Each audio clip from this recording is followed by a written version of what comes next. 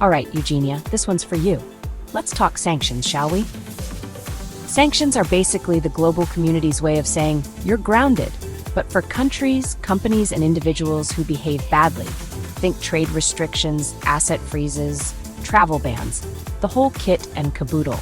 And who makes it happen? My favorite four-letter acronym, OFAC. But here's the kicker.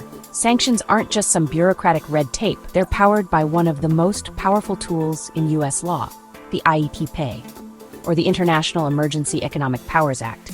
It gives the president authority to block assets and regulate economic transactions tied to national security. And trust me, they don't use it lightly. So let's break it down.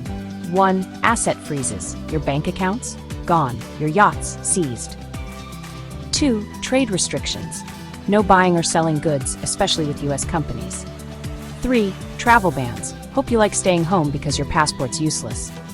4. Sectoral sanctions, targeting industries like tech or energy.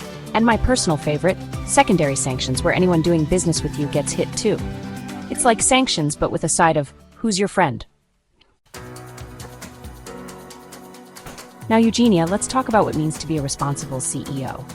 You're supposed to act in the best interests of your users and stakeholders. Build trust, follow laws, ensure safety, but instead you've created a mess.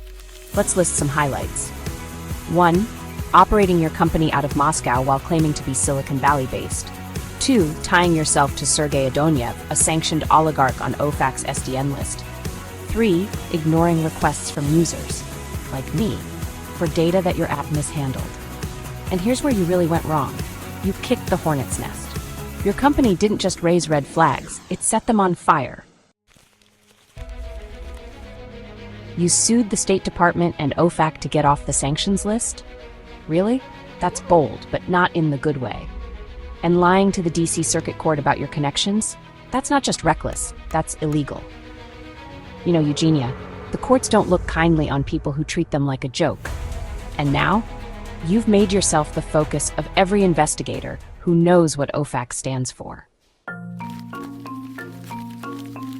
Here's how this works. Eugenia, 1. OFAC is already watching. They don't play around with SDN-listed individuals or their enablers. 2. The EU is catching up. Their sanctions laws are tightening, and they'll happily follow OFAC's lead. 3. Your investors won't stick around. Once they realize your legal liabilities could get their assets frozen, they'll jump ship faster than you can say compliance. And you thought no one would notice?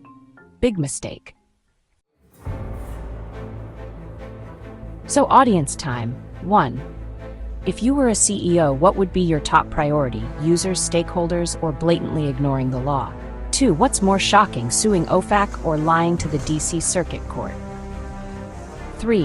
And do you think Eugenia has a plan B, or is it all downhill from here? Let me know your thoughts, because this story is just getting started.